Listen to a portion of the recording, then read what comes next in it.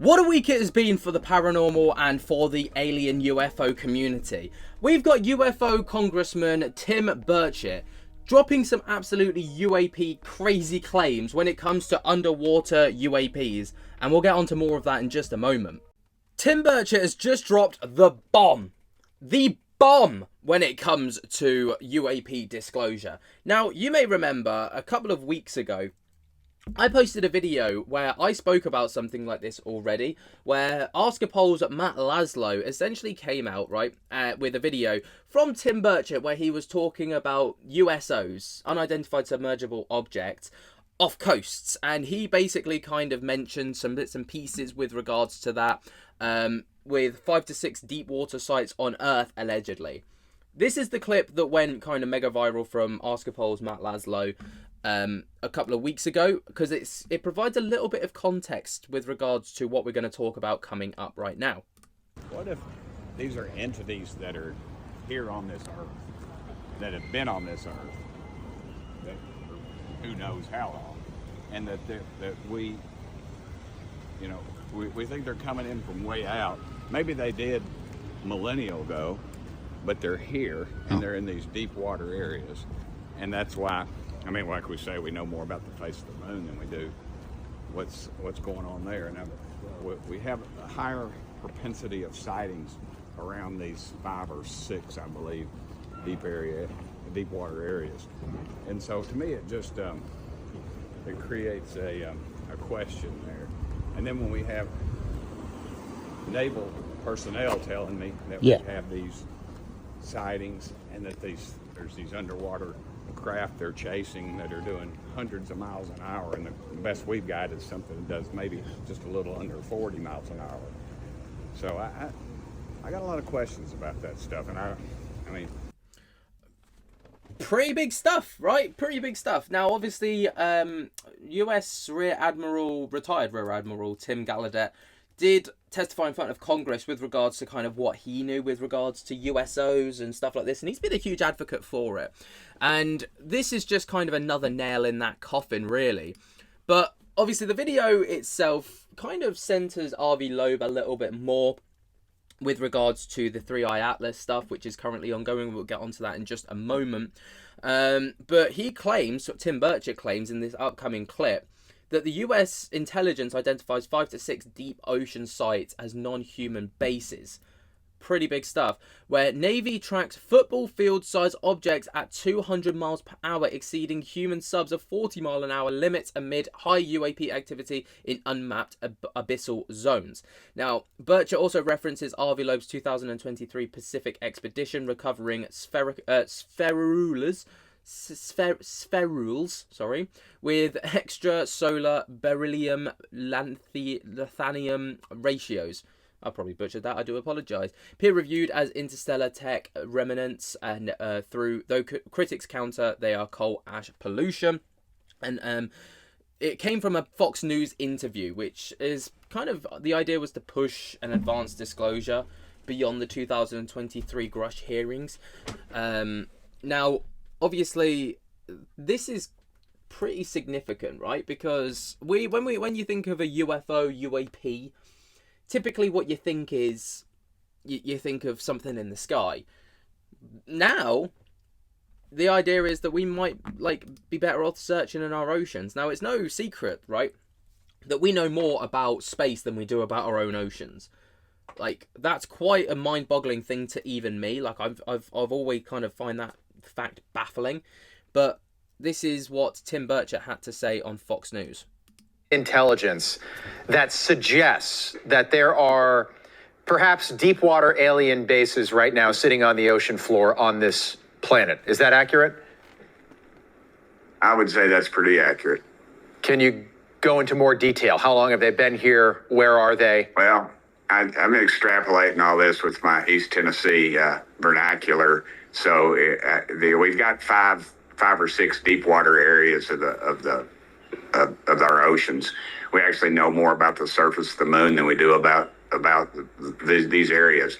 And these are areas where we have a high frequency of UFO or UAP sightings. We've had naval folks have told me, pretty high up, that they've actually tracked these things. Now, we have stuff that can go underwater probably 30 to 40 miles an hour, maybe something a little faster that the Chinese haven't stole from us yet.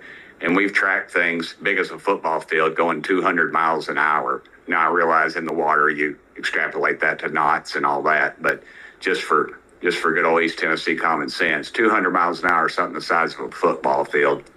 And we don't know what it is. And these are in these areas. So, yeah, there's something going on there. And whether it's something that's been here for millennial or whatever, and I'm not afraid of it. I'm kind of like Dr. Loeb. I love to study this kind of stuff. It's the scientific material there he's the one that disclosed some things that were found that were extraterrestrial in our oceans. And, he's brave enough, I believe, to come forward with those. So I'm looking forward to some more talks about this, but I think I've kicked the hornet's nest because it was just in a casual conversation with a blogger and I discussed it. It wasn't in a classified setting, so I could talk about it. But I always remember the last thing this one high-ranking official told me as he left my office.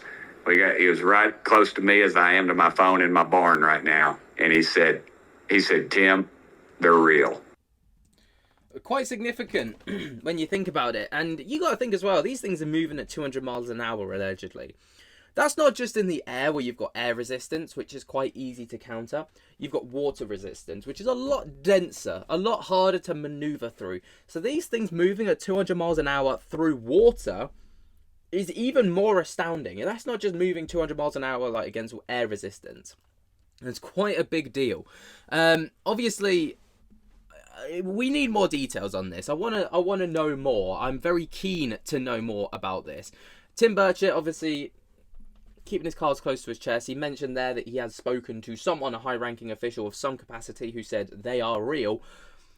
Didn't name names, not in a classified setting. Obviously, we don't actually know much about it. But moving on from that, obviously, Avi Loeb was there as well. Dr. Avi Loeb was on that same kind of panel of interviewees. And he was obviously there to talk about the Three-Eye Atlas, which is the alleged comet that is moving towards Earth. It was touted to hit Earth. It was touted to not hit Earth. It was then said it was going to destroy Earth. Then it was said it wouldn't even come near Earth. And he's even claimed that it's a UFO mothership in some capacity. Oh, I can't even keep up with the narratives that are being told right now. But NASA have actually released the Mars Perseverance image of Three-Eye Atlas, right? And that looks like this. So Mars's Perseverance rover acquired the image using its onboard right navigation camera, NavCam. The camera is located high on the rover's mast and aids in driving. This image was acquired on the 4th of October at the local solar time, of 21:33:39, and this actually comes from NASA. And this is allegedly the Three-Eye Atlas right here, literally being imaged. Now, Representative Luna, obviously, who's hot on the heels of a lot of this stuff, stated, I spoke to Dr. Avi Loeb and he stated, quote, this image is claimed to be from the Perseverance rover on Mars. If real, the elongated cylinder could be caused by smearing due to a long exposure time and the camera as the source moves across the Martian sky. I will keep you posted if I learn more. So he's not ruling out the fact still that this is some kind of UFO, and he's not like allowing this to just be a comet. I don't know, man. I find this whole thing absolutely nuts, and truly, I think we've missed the deadline for Three-Eye Atlas to hit Earth. Maybe they've pushed that back. I don't know, but I'm not buying this narrative that it's a UFO personally, but that's just me. Then we've got another Congresswoman in the name of Anna Paulina Luna, who of course held the September congressional hearing, dropping even more crazy bombshells, even going as far as stating what I know is incredibly scary. Intergalactic space aliens? Do you think it's time-traveling humans, breakaway human civilization? I call it non-human intelligence. Angels and demons, like Tucker Carlson thinks it is. So Grush does a good way of outlining this in a way that's very factual, and he calls it NHI. I think an older term for that would be what Tucker Carlson probably calls as angels and demons. So So like but it's interesting. from where though? But that's the thing, is we don't know. Like, it's not like Right. I can be like, beam me up, Scotty, and Yeah. answer the questions. But I know you don't know, but Yeah, I'm just saying, like, what would if you were in Vegas? I don't know that answer, but what Yeah. I can tell you is it's been interesting because, we go back to some of these very old texts that talk about this that were somehow removed from the Bible, which is Yeah. also a weird conversation, but it's pretty straightforward in what those things are. So I don't like to tell people what to believe. What I can do is present you with the facts and tell you to read a book. You should probably read the book and then draw your own conclusions. Representative Luna has literally just dropped a podcast episode over on the Danny Jones YouTube channel, and it has been filled with some very, very, very, very, very, very, very interesting points, key facts, and everything else, from talking about David Grush, right, and his campaign against him when the medical records were released, her interest in where it sparked from with regards to the UAP topic, the disinformation campaigns, talking about contractors supposedly housing UFO tech, talking about all sorts of crap. Not even crap, it's just literal information, and it is crammed. So like I said, right, this episode of Danny Jones over on his YouTube channel, Anna Paulina Luna on Charlie Kirk's killer, God, Enoch, and the CIA. But one of the big talking points, of course, is the UFO topic, because obviously within Congress, she's arguably one of the biggest advocates for UAPs and the like. So obviously that was always going to be a big talking point. Now, we're going to dive into some of the key points, but if you want to go and check out the full episode for yourself, go over to the Danny Jones YouTube channel. You can find it over there. Now, the first thing that we're going to talk about is what Anna Paulina Luna thinks that UFOs after investigations with her task force into these objects. Now, it's very easy to just label absolutely anything and everything as a UFO, a UAP, an unidentified object, whatever. But what actually are they? This is a bit more of an educated answer, it would seem. Do you think it's time traveling humans, breakaway human civilization? I call it non-human intelligence. Angels and demons, like Tucker Carlson thinks it is. So Grush does a good way of outlining this in a way that's very factual, and he calls it NHI. I think an older term for that would be what Tucker Carlson probably calls as angels and demons. So like, but it's interesting. from where though? But that's the thing, is we don't know. Like, it's not Right. like I can be like, beam me up, Scotty, and Yeah. answer the questions. But I know you don't know, but I'm just saying, like, what would if you were in Vegas? I don't know that answer, but what Yeah. I can tell you is it's been interesting because, we go back to some of these very old texts that talk about this that were somehow removed from the Bible, which is also a weird conversation, but it's pretty straightforward in what those things are. So I don't like to tell people what to believe. What I can do is present you with the facts and tell you to read a book. You should probably read the book and then draw your own conclusions. There you go. So referring to it as NHI, non-human intelligence, is obviously a very interesting way of putting it. Clearly, she's been having conversations with David Grush because that's obviously what David Grush describes them as. And Representative Luna did come out of a behind closed doors congressional hearing. I think it was like late 2024. And she said, we've had some very interesting conversations, especially around the topic of non-human intelligence, and NHI was like a big talking point. They don't refer to it as aliens. They don't refer to it as intellectual beings or intergalactic beings. Non-human intelligence is the buzzword. Now, moving on from that, obviously, they then move on to talk about some other bits and pieces. And obviously the big talking point was the UFO that allegedly got hit by a Hellfire missile and just kept ploughing forwards. A lot of people have stated it's a balloon. I can't imagine why the government would fire a Hellfire missile at a balloon. But then again, I'm not the government. So this is what she had to say on it. The information that we released from our last hearing, actually, Representative Burleson released it. It was a piece of footage that was dead dropped to him. And you can look at that, and that's pretty wild. You have a Hellfire missile hit one of these things, and it deflects it. That's not a balloon. That's not a balloon. Who filmed that? How did that get filmed? Was that radar on a plane or something? Or what? Yeah. It was from MQ9. So What's that in English? Here, we'll Google it for the viewers. It's a surveillance. Okay. A drone? Well. Okay. Yeah. MQ9. Yeah. Oh, there you go. Yep. That's our drones. AKA the Reaper. is its common term. Okay. But it was some We've surveillance talked about these things footage. before. But you can pull that up, and a lot of people were like, Find the video of it, Steve. yeah, so and like even right before hearing, we had the former director of Arrow, Sean Kilpatrick. The guy's a total clown. Yeah. But he was attacking our witnesses. You know, why is he even involved in what Congress is saying or doing when he's like a documented liar? So yeah, we kind of proved him right with the hearing. That was good. So Proved him right in the fact that, you know, or proved him wrong in the sense that he has been gaslighting the American people. right. Even Danny Jones there is like sat there like as the interviewer. She went in on him. The things we love to see, I guess. Things we love to see. Now, also, Danny Borland came out on the recent congressional hearing alongside a lot of, a few other people as well, right? And George Knapp being one of them and the like. But she also talks about how he faced a lot of retribution with regards to coming forward. Now, this is something that Dylan Borland already kind of discussed over on the Weaponized podcast with George Knapp and Jeremy Corbell. But this is kind of her going into detail and talking about the details as a congresswoman, as someone who pulled the meeting together, essentially. Another individual who Borland, I think is his last name. He actually faced a lot of retribution for coming forward on this. So they try Really?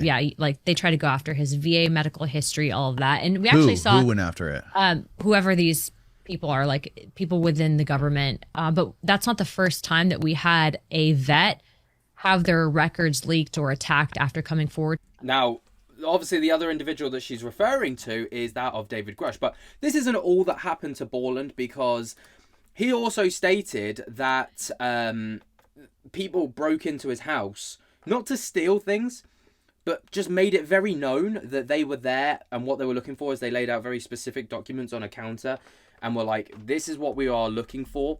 This is proof that we're able to, first of all, get into your property. Second of all, being able to find what we need and also display it without you kind of like noticing that we're even here. That's quite a scary thought. But obviously she did refer to there being another testifier and whistleblower coming forward who had their VA records pretty much outed. And this is her talking about that with regards to David Grush. That's not the first time that we had a vet have their records leaked or attacked after coming forward. So Grush had his So like just shadow VA. people are releasing this. Like we don't know who. Well, yeah, it's like an inside job, botch job on their reputation to try to discredit them. So shortly after Grush had testified, someone leaked his medical records out of the VA Right. to try to discredit him. That's crazy. I mean, Yeah. this is like the Streisand effect, right? Like when you're attacking these people who are coming out and saying this stuff and trying to like deliberately ruin their reputation. They try to ruin Borland's life. He's laid on. You need to watch the whole hearing. It was pretty wild. So anyways, all that to say that we just go on facts. The facts speak for themselves. I don't tell people what to believe, but I can tell you that I've seen some pretty wild stuff in this task force. I mean, the facts are pretty damning, to be very fair. They are incredibly damning, you know, and these people are testifying about these facts and are coming forward very bravely, I must admit.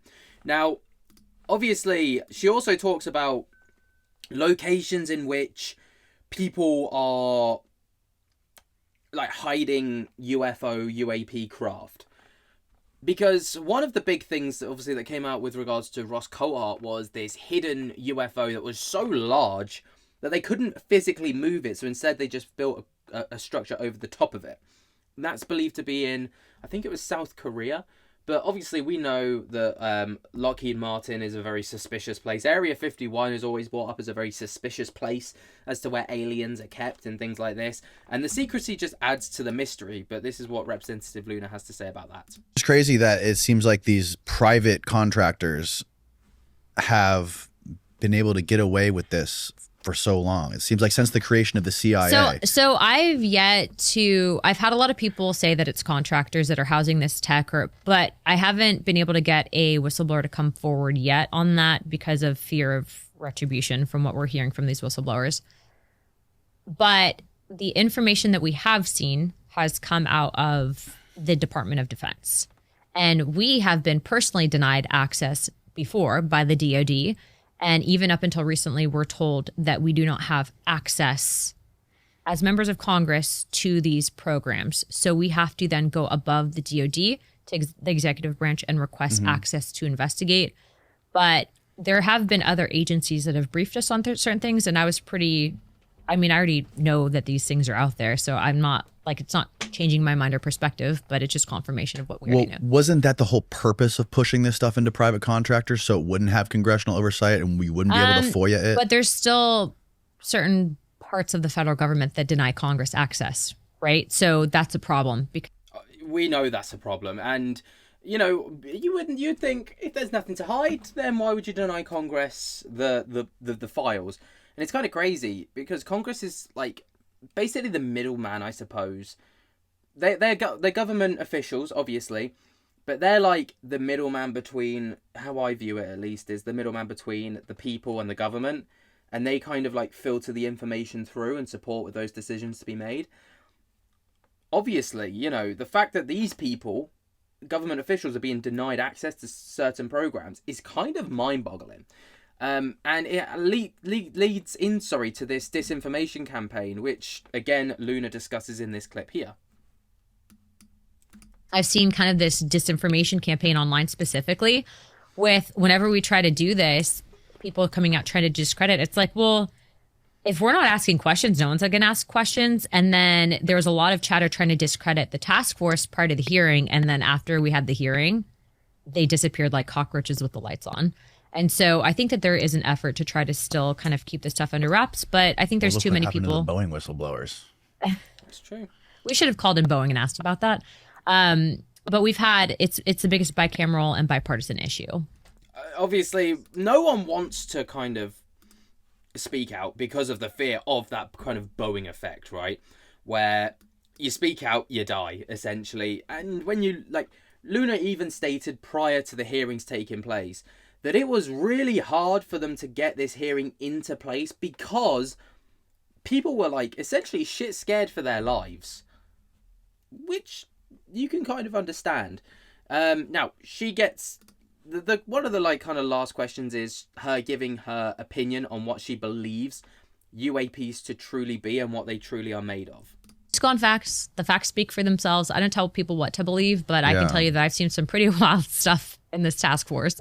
The giant red square coming out of the water is just totally insane. But it's not just him. It was multiple other people that saw it. Yeah. And there's reports allegedly housed at Arrow. I've had not a good experience with Arrow. I would like to defund Arrow altogether. I think they're a waste of a program. Yeah. Out of all the people you've talked to and all the skiffs you've been in and all these whistleblowers that you've interacted with, if you were just to take, I know you don't like to speculate, but if you were to bet on what this stuff could be coming from, what do you think? Do you think intergalactic space aliens? Do you think it's time traveling humans, breakaway human civilization? I call it non-human intelligence. Now, angels and demons, like Tucker Carlson thinks it is. So Grush does a good meteor impacts or comet impacts, volcanoes, you name it. Mm-hmm.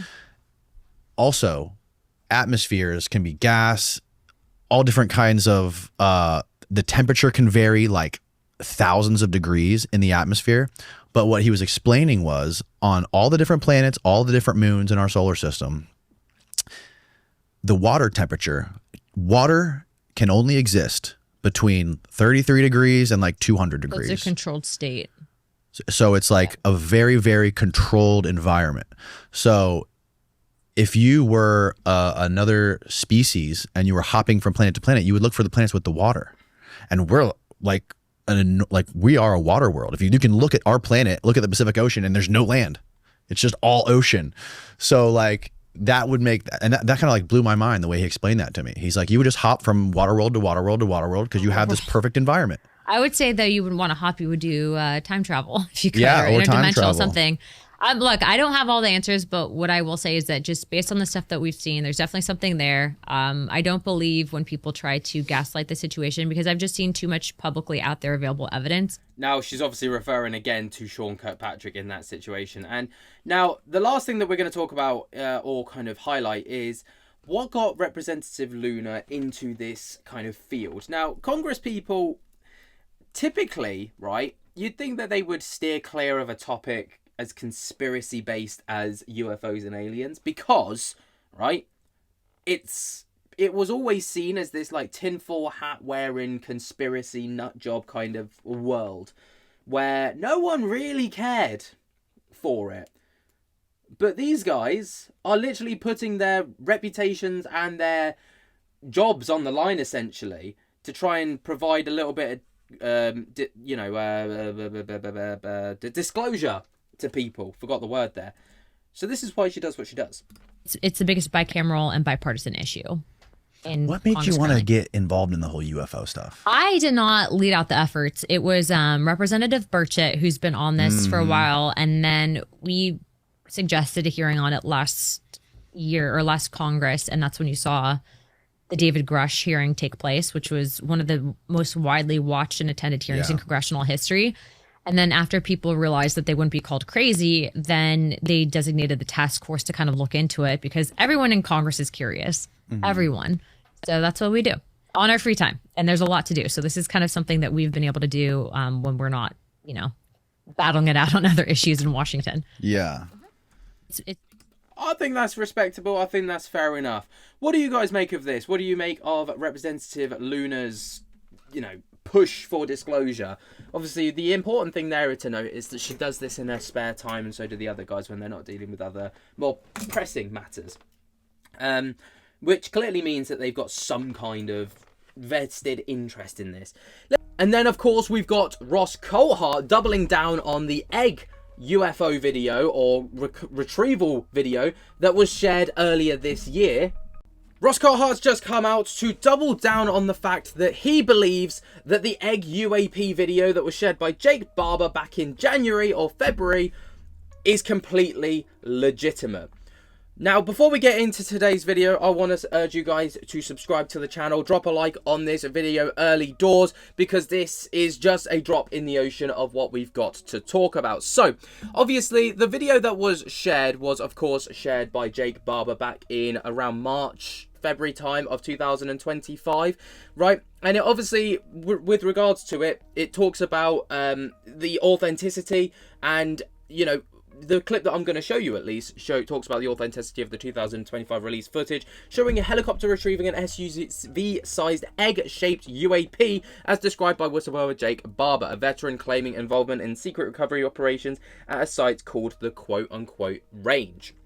Now, Coulthart, of course, withholds specifics like dates and locations to safeguard the source who risked exposure, while interpreting the Pentagon's lack of denial as a tactic acknowledgement. Now, the advocates for congressional subpoenas and compel testimonies from key figures. Now, replies deflect divided views, with some demanding Ross's subpoena for more details, while others proposing the object as man-made special access program tech, aligning with ongoing debates about the origins of UAPs and lacking peer-reviewed evidence. That's obviously kind of what we've got thus far. Now, the video, in case you've forgotten, is this one right here that was shared by Jake Barber. Now, obviously, a lot of people tried to recreate this just kind of in their own home with some stuff that they had lying around, but this is the video.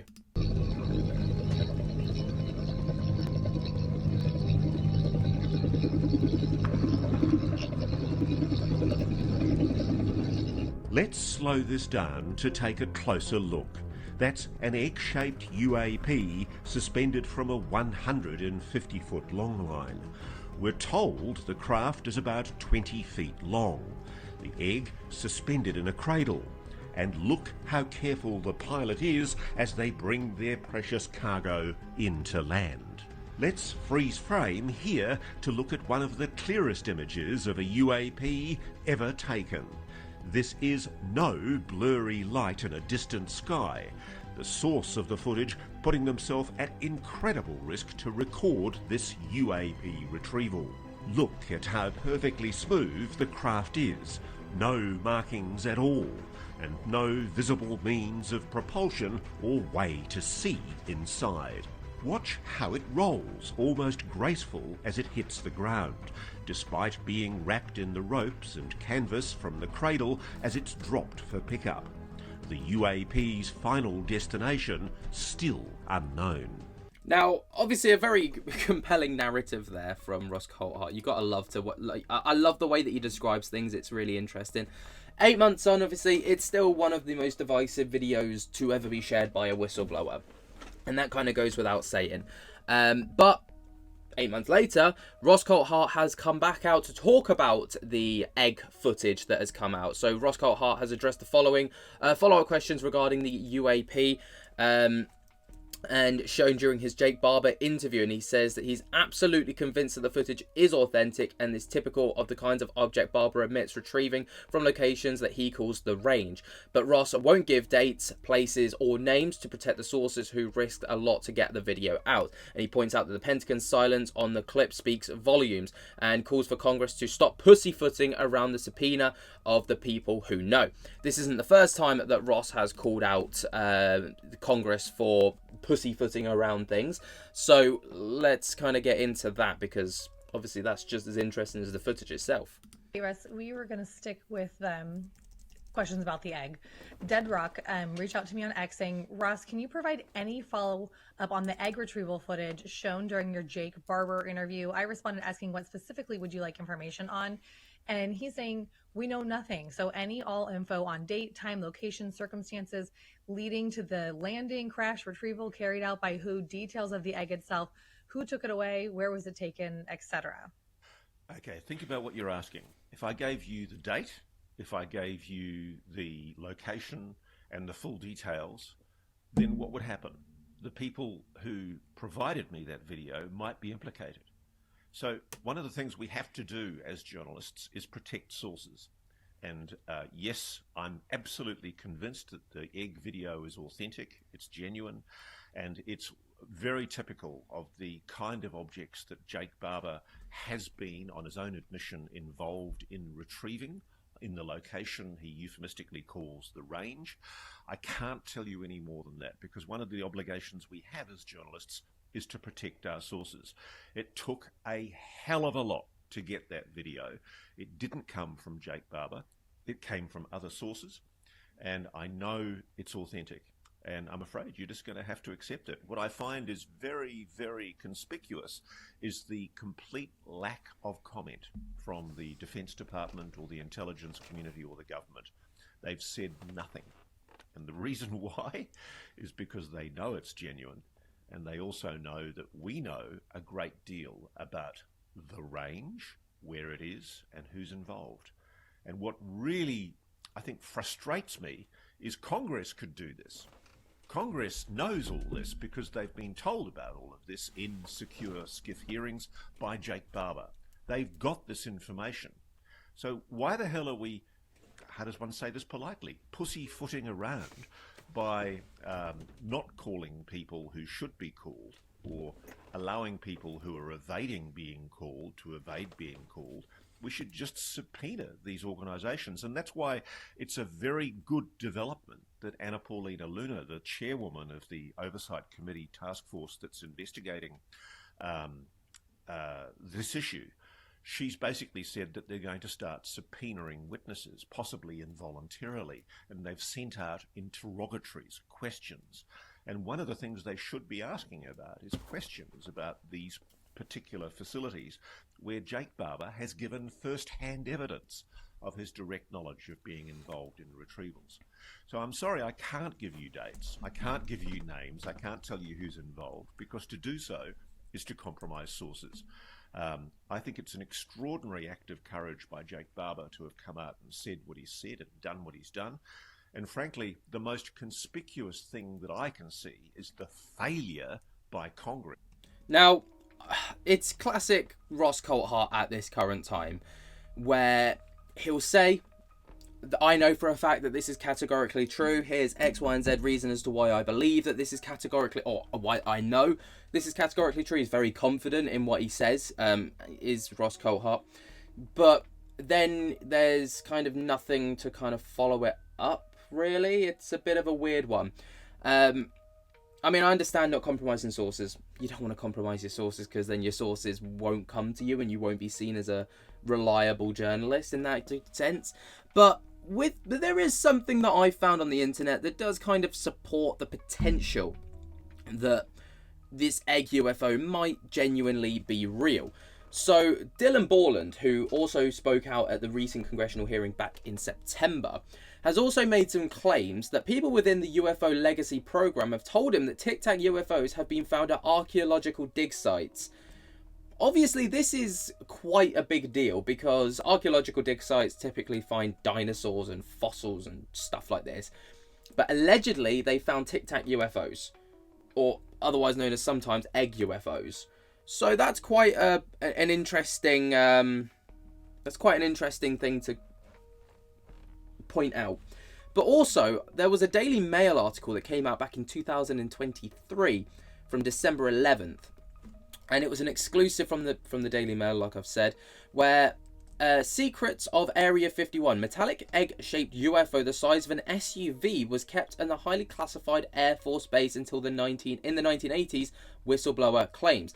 Now, Eric Tabor, a defense aerospace contractor for 13 years, told the DailyMail.com of an egg-shaped UAP which was kept in Area 51 until the 1980s. He revealed that the story of this late great uncle, Sam Urquhart, an Area 51 contractor, told him about a UFO at the mysterious desert base. Tabor testified in May at the Pentagon's UFO investigation unit, who will be collecting amounts of alleged government possession of non-human craft. Obviously, we all know that that never came to be, but could this be the one and the same craft that Jake Barber was referencing and showed video footage of back in 2000, at the start of 2025?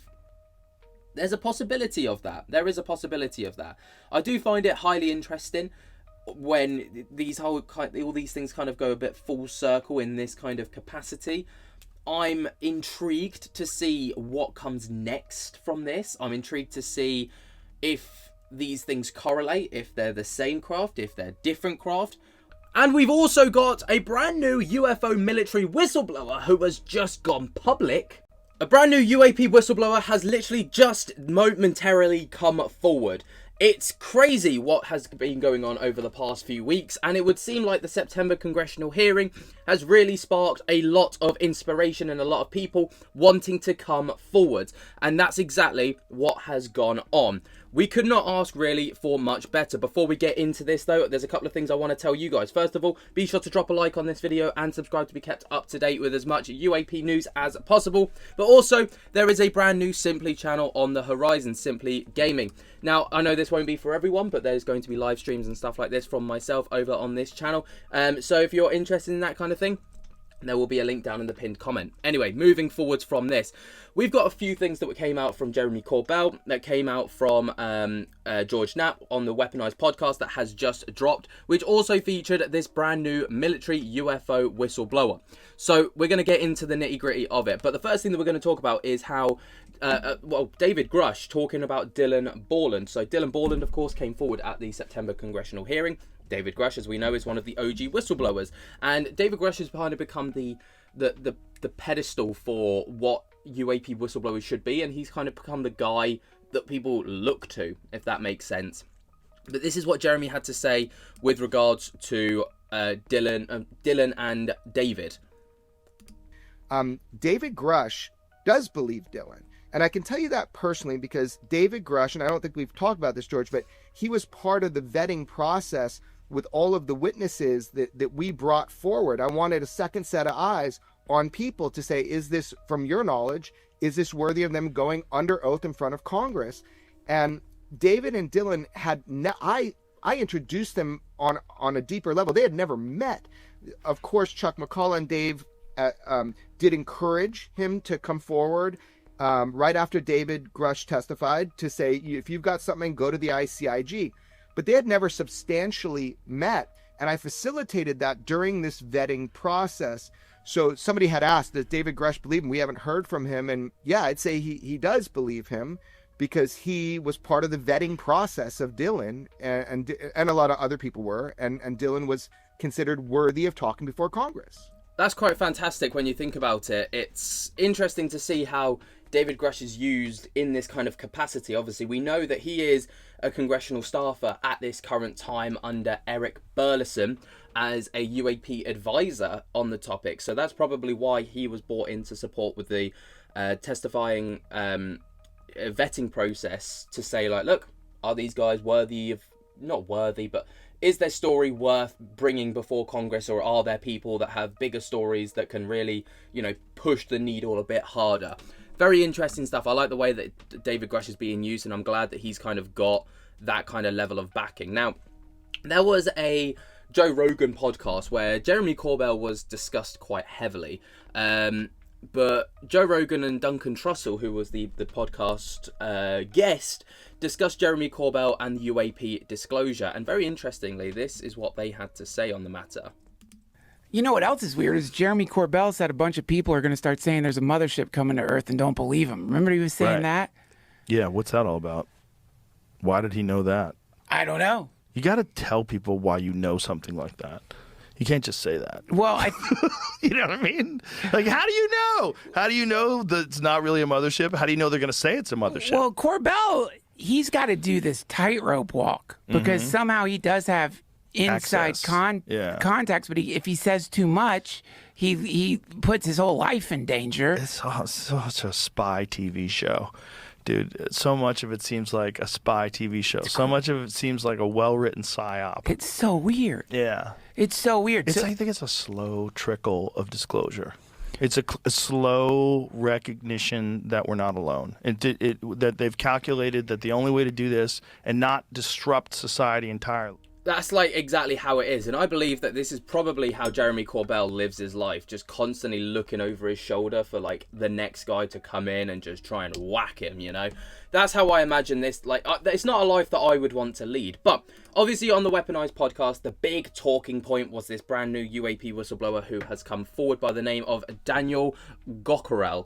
I've probably butchered that last name, I do apologise, but Daniel Gockerell is a former Army Ranger and has come forward as a witness to a significant UAP sighting that occurred back in 2006 while he was stationed at Eglin Air Force Base in Florida.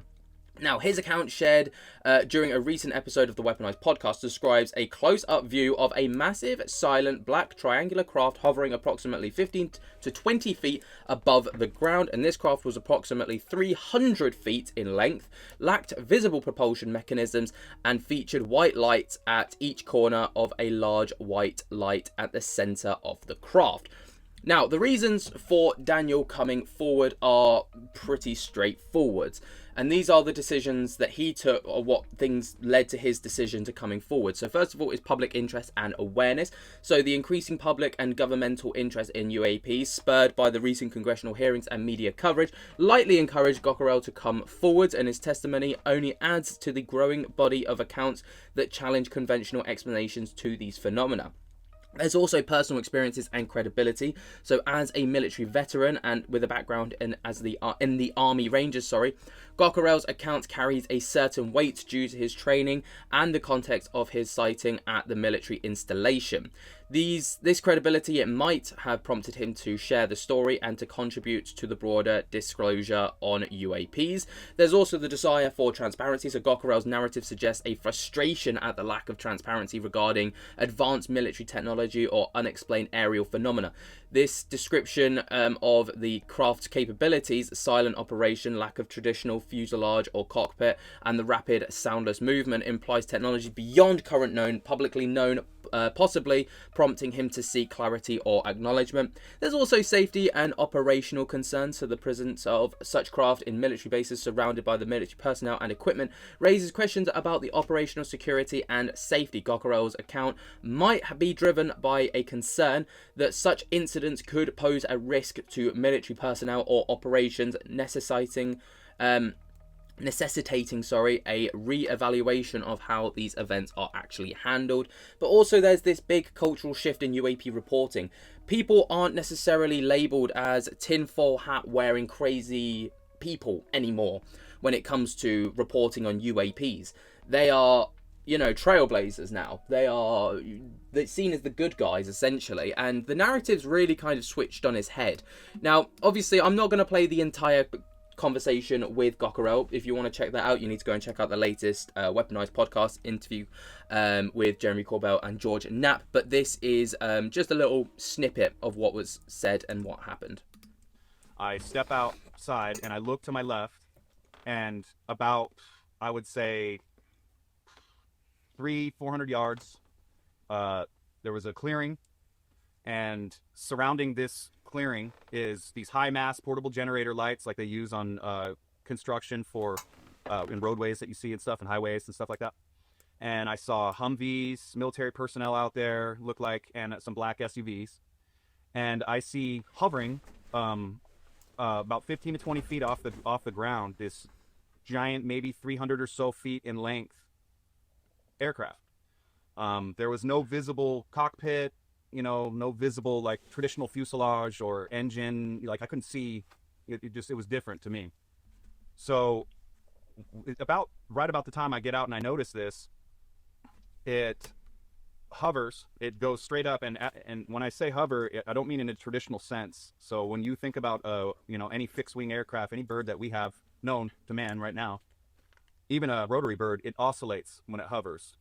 This just goes straight up and it's dead quiet. Nothing, not a sound. I could hear the buzzing from the generator lights, right? So this gets about to the canopy like height, a little over the canopy, and does a slight bank and takes off, and it rips right over the canopy, like looks like it was heading northeast. This aircraft, when it banks, I can see that it's a perfect triangle, and it's gigantic, and it has a white light at each apex of the triangle and a large white light in the center. And it takes off and it zips out of sight. I mean, Mach something we don't know. And I mean, it takes off. And the biggest shock to me at that point was there was no audible report. There was nothing, like something going that fast, it's going to bust the sound barrier, you're going to hear it. And I didn't. I heard nothing. And at that point, again, it was just the buzzing of the generator lights out there.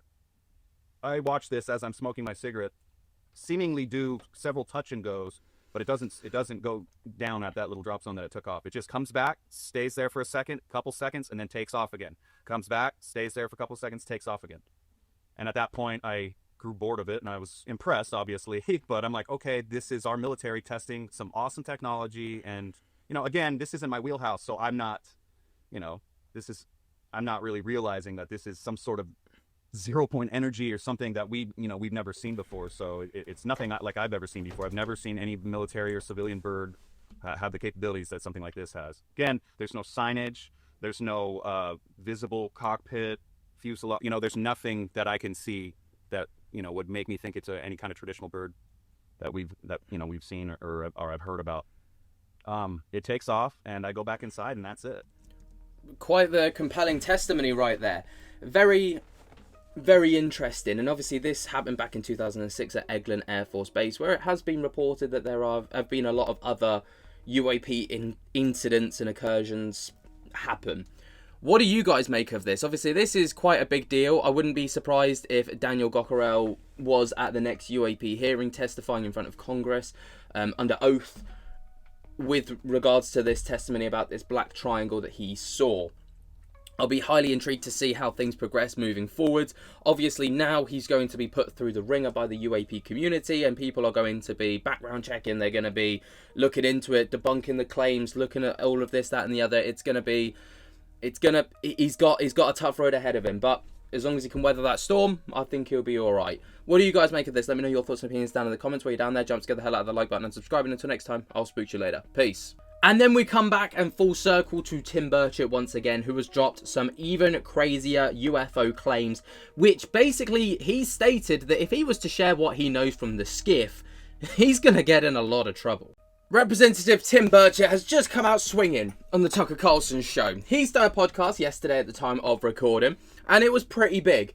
And he shared some extensive insight into the UAP topic, what it's like dealing with the UAP topic within Congress. Basically stated as well that if any of the secrets that were stated in the skiff, which obviously is a highly secret and confidential location, were to go public, everyone's getting arrested. Massive. And also spoke about some crazy UAP sightings that are being spoken about right now. Obviously, before we get into the video, I want to encourage you guys to drop a like on this video and subscribe. I'm trying to keep you up to date as best I can with everything UAP related. But we're going to get into some of the hard-hitting points that Representative Burchett talked about within this podcast. Obviously, this comes a couple of days after Representative Luna came out on the Tucker Carlson show as well. So obviously, you know, there's a lot of momentum over his way when it comes to talking to people about this topic. This is the first thing that was talked about. We do it, but until somebody in the White House says disclose, or somebody walks out of one of these labs with something and is and shows it and puts it on YouTube before he's allowed to commit suicide, I think that's the only way we're going to get to the bottom of it, because it will never. It's so deep. The layers of the onion is so deep. You just keep peeling it off, and it's just a different person, a different story. You go over here, and you know, the naivety of Congress. You have members telling me, "Well, let's go over here and we'll get a tour of where you think these things are." I was like, dude, once we announce that, you know, the U-Haul vans are already been there and gone. You know, it's not that way. It's not going to work that way. Congress is not going to walk in there with all its magnificence and arrogance and find something. What I find quite interesting about that as well is obviously he talks about it as like before the person's allowed to take their own life. Like, it's an inevitability that when someone spills the tea on this, the only thing that they've got is to take their own life. That's insane. And it was also stated that, obviously, like I said earlier, that if what came out from the skiffs actually came out, then government would literally have to imprison these guys. And they could literally imprison these guys for what they know. Which is kind of actually bonkers to think about.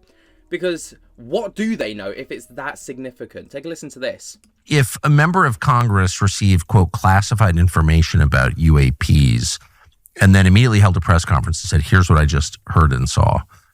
And yes, I'm breaking the law, but like, tough shit, why don't you do something about it? Yeah. What would happen? I don't know. They say they can imprison us, but that's what we're told at the beginning. We're not even supposed to discuss. Some people will tell you can't even tell them that you've been in a skiff, but the press is waiting for you as soon as you walk out. Who says that? Leadership of the party? Oh, yeah, leadership, yeah. I've been in a skiff before where they'll say, anything discussed in here, we remind you, is punishable by law, and it's a felony. But the problem you get in there a lot of times is the arrogance and the lies that are told to us. They contradict. I mean, they'll contradict what another department has said. And they'll say this didn't happen, this doesn't exist, and then another one will say, this is one we don't know about, we can't figure out. There's just no answer.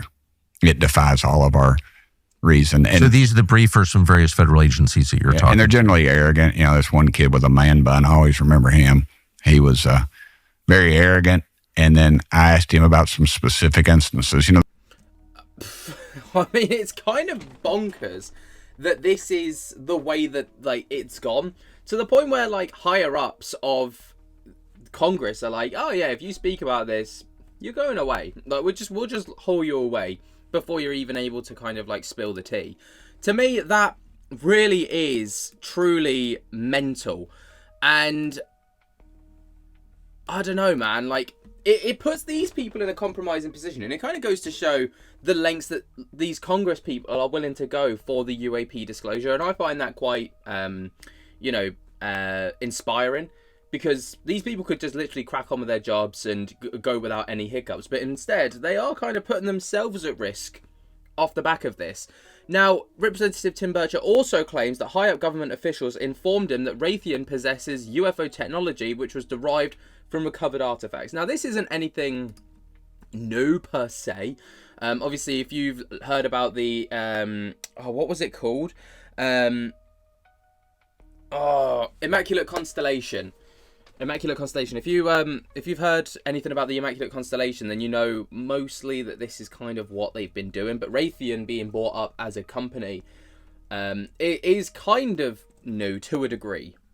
And be so opposed to the disclosure of this information. So what exactly happened? Where are we with disclosure? A lot of people think that these folks are the ones that have the material from whatever craft or whatever it is. That's what I've been told by people in government that are in the know. And it's funny. It was like these companies have benefited from technology from whatever these things are. Apparently, that's what they're telling me. Yeah. And inform people, not just people. No, not just some guy on the street. And it's funny. I've had the deep throat moment, where Nixon was overthrown, and somebody comes up to me in the hallway, in a crowded hallway, somebody who I would consider a friend, and said, "Burchett, man, you really don't need to be doing this stuff, don't you? Man, you're kicking the hornet's nest on this thing, on the UFO stuff." Yeah. Oh yeah.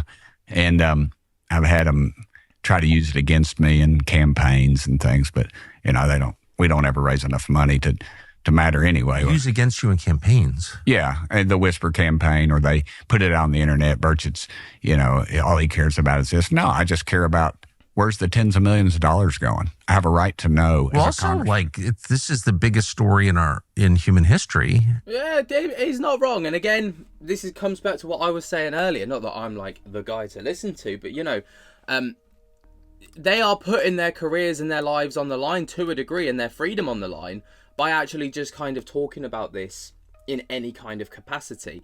But also, Burchett quite openly talks about the pitfalls of disclosure, and how disinformation campaigns are used to smear against representatives of Congress, like we've heard here. His opponents will use it against him. People will just weaponize this against him in an opportunity to just discredit him, or to silence him into not talking about it. And that's quite significant. So how many military personnel have you spoken to about their personal experiences with these things? I'd say, I don't know, 8 or 9, 10 maybe. But I have to be real careful, because I'm clearly somebody out there, and I'm not backing down on it. I'm not ashamed of it or anything, but You have no reason to be ashamed of it. No. Why would you be ashamed of it? Well, that's what they try to do, is they try to shame people. Oh, are you hiding relevant secrets from the American public? I don't think you are. No, but why aren't they ashamed? Well, I have to be careful about the white flags, the stuff people bring me that's not real. Well, that's why we're talking to you. Yeah, well, I've had a lot of people come to me with stuff like that. Yeah, and I've got these pictures, and I want to show you this. I've got this. I'm always afraid I'm going to end up in a refrigerator up in North Carolina, or a freezer in North Carolina somewhere, because I'm not going up there and checking out some guy's finds he's got, But do you think so? I think what you're saying is the disinformation campaign run by whomever. Maybe it's real. Well, it's definitely real. And I assume it's run by the U.S. government or its satellites and the defense contractors. But part of the way that they discredit people who are interested in finding out what this is by telling them false things, and then they tried to destroy their careers. They did that to one of our guys. One of the very first person, the first hearing we had, if you remember, some weekly newspaper reporter found out that one of the guys suffered from PTSD because of his military career. You know what? In Tennessee, we embrace that. My daddy fought on Pelo in Okinawa, and to the day he died, I never woke him up over the top of him. I always woke him up by his big toe, because he might have woke up on one of those dadgum islands and pinned me up against the wall. And we celebrate our heroes. But Washington, D.C. just destroys them. And to think that a weekly newspaper found out this guy's medical history, which is a total violation of the law, somebody should go to jail for it, but nobody did. They tried to destroy this guy.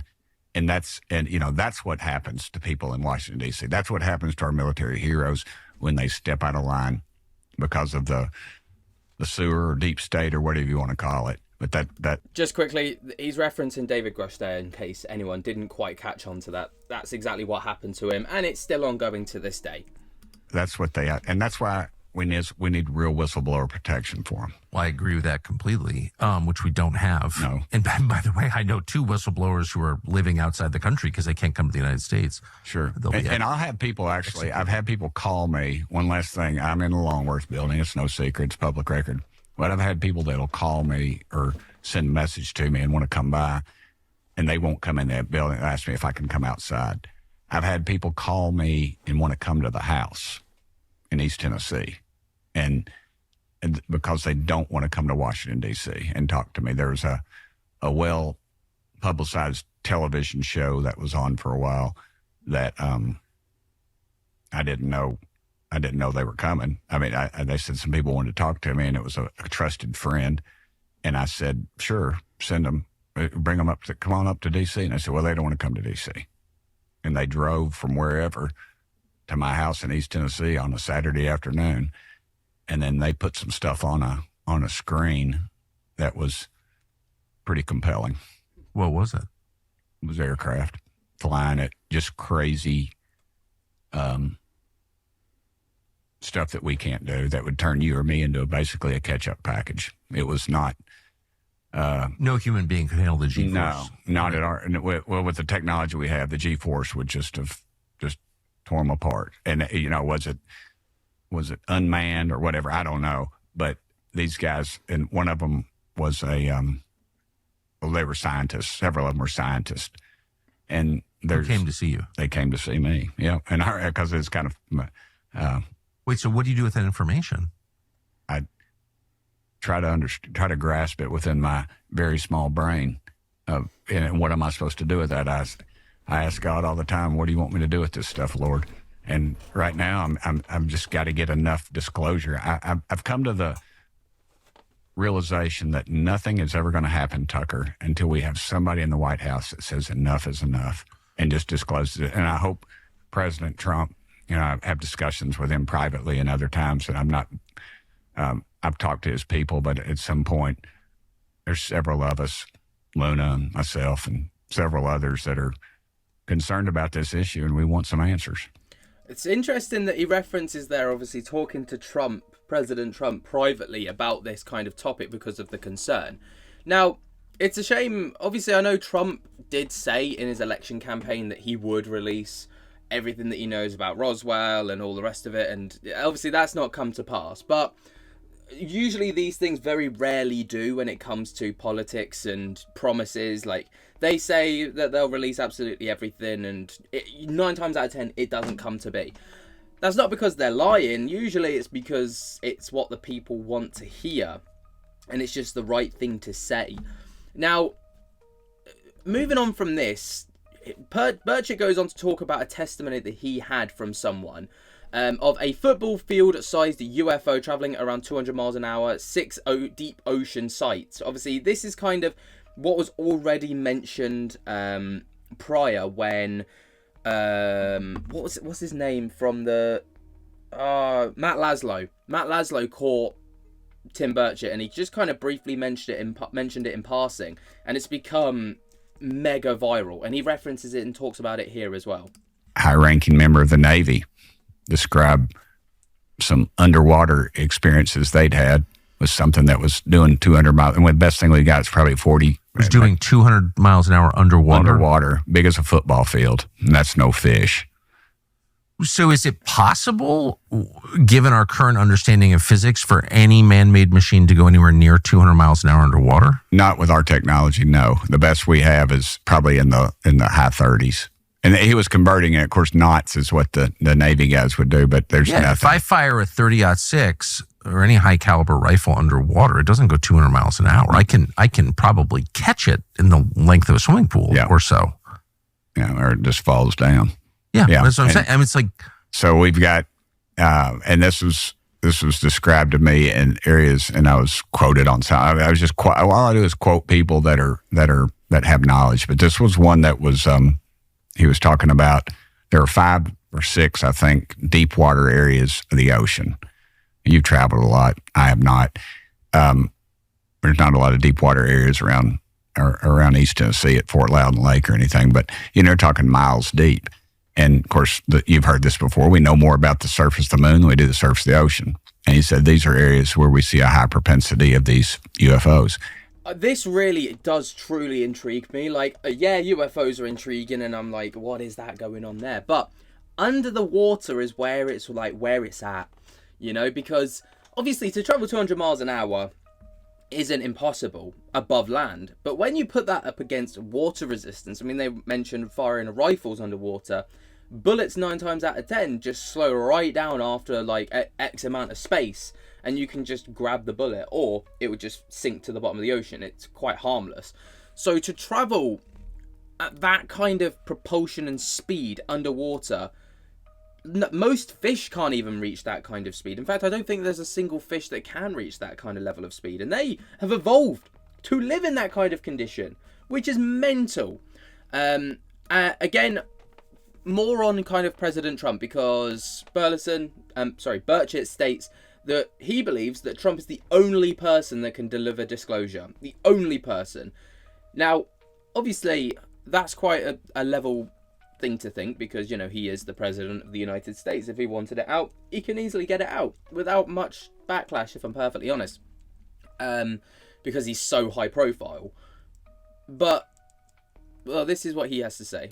Until somebody in the White House says disclose, or somebody walks out of one of these labs with something and is and shows it and puts it on YouTube before he's allowed to commit suicide, I think that's the only way we're going to get to the bottom of it, because it will never. It's so deep. The layers of the onion is so deep. You just keep peeling it off, and it's just a different person, a different story. You go over here, and you know, the naivety of Congress. You have members telling me, "Well, let's go over here and we'll get a tour of where you think these things are." I was like, dude, once we announce that, the U-Haul vans are already been there and gone. It's not that way. It's not going to work that way. Congress is not going to walk in there with all its magnificence and arrogance and find something. Why is it so hard for somebody in authority, either in the White House or in congressional leadership, to say, we want this information and we want it by the close of business today, or else you're fired, or we're going to send soldiers in and get the information? Why is that hard? I just don't think it's profitable for them. I think there's too much money and it goes too deep. And you have a lot of soldiers, they're not literally soldiers, but people that just follow orders. And they said it's national security. They think it's national security. So it sounds like you have no confidence that this stuff's going to emerge. No, I have zero confidence on this side of when I leave this earth. I'll know then, but you will instantly. But I don't have any confidence in anybody in Washington currently. I have confidence in Trump. I really do. I think if we can talk to him seriously about this for a short amount of time, I think he'll just tell him to.